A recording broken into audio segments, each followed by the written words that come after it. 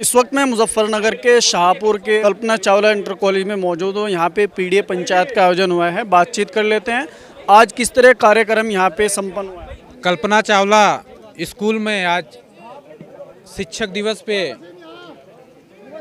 मूलतः सम्मानित करने का काम होता है, लेकिन थोड़ा इसमें विलम्ब हुआ था और यहाँ के प्रबंधक श्री सत्येंद्र पाल जी हैं, जो प्रदेश उपाध्यक्ष है समाजवादी शिक्षक सभा में। उन्होंने लगभग 500 शिक्षकों को डायरी, पेन और एक मोमेंटो देकर सम्मानित किया है। यह मोमेंटो और डायरी एक सोच दर्शाती है कि जो नेताजी ने जिस शिक्षा व्यवस्था को आगे बढ़ाने का काम किया था, वह यहाँ बुढ़ाना विधानसभा से सत्येंद्र पाल जी उस विधा को आगे बढ़ा रहे हैं। बहुत सारी समस्याओं को लेकर के शिक्षक आमतौर से धरना प्रदर्शन करते रहते हैं, उसको लेकर क्या कहना है? देखिए, भारतीय जनता पार्टी जब से सरकार में आई है, समस्याएं बढ़ती जा रही हैं। भारतीय जनता पार्टी का शिक्षा व्यवस्था को दुरुस्त करने में किसी तरीके से कोई ध्यान नहीं है, न उसको ज़रूरत है। उसको मालूम है कि हम इधर उधर करके धर्म पाखंड के नाम पे लोगों को गुमराह करके, जाति के नाम पे, धर्म के नाम पे गुमराह करके वोट ले लेंगे। वह चाहती है कि जितना लोग शिक्षा व्यवस्था से दूर रहेंगे उतना उनके लिए सही रहेगा। लेकिन यहाँ समाजवादी पार्टी शिक्षा व्यवस्था को दुरुस्त करने के लिए जो भी समाजवादी पार्टी की घोषणा पत्र में था, उसको हम लोग पूरा करवाने के लिए वर्तमान सरकार से लड़ते रहेंगे। रूप से यहाँ आज पीडीए पंचायत और शिक्षक सम्मान समारोह था। बेसिकली माननीय राष्ट्रीय अध्यक्ष जी ने मुझे शिक्षक वाली सीट पर, एमएलसी शिक्षक वाली सीट, मेरठ खंड शिक्षक निर्वाचन क्षेत्र से उस पर चुनाव लड़ने के लिए निर्देशित किया है। उसी के क्रम में आज हम लोगों ने यहाँ एक शिक्षक गोष्ठी भी की।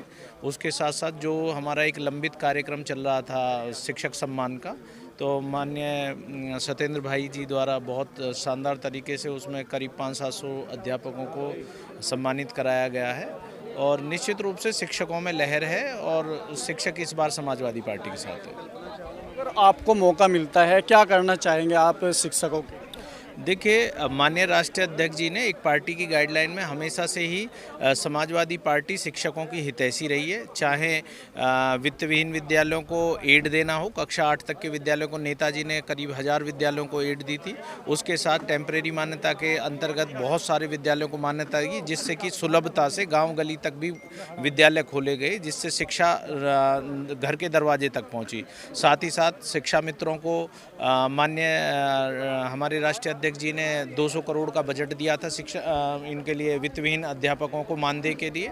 साथ ही साथ 2022 के लोकसभा मैनिफेस्टो में हमारे राष्ट्रीय अध्यक्ष जी ने पुरानी पेंशन को भी अपने उसमें सम्मिलित किया है। पुरानी पेंशन एक बड़ा मुद्दा है। पुरानी पेंशन पे हम पार्टी का स्टैंड क्लियर है कि यदि सरकार 27 में हम लोगों की आती है तो हम शिक्षक को पुरानी पेंशन में सम्मिलित करेंगे। ये प्रोग्राम 5 सितंबर में शिक्षक दिवस के रूप में जो मनाया जाता है उस दिन होना था, लेकिन उस दिन प्रोग्राम माननीय जी ने जो है लखनऊ में रखा था शिक्षकों के लिए, तो मेरा वहाँ जाना था।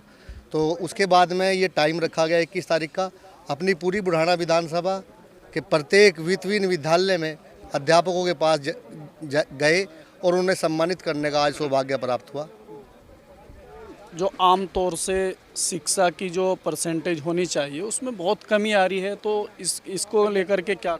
शिक्षा के बारे में टोटल बातें आपने सुनी होगी, अभी देख लो। माननीय प्रदेश अध्यक्ष एसपी पटेल जी ने और नितिन भाई ने संपूर्ण जानकारी आपको दी है, संक्षेप में जो है बताया है। बहुत अच्छा जो है शिक्षा के ऊपर जितना भी है वो सब कुछ आपको बताया गया है अभी।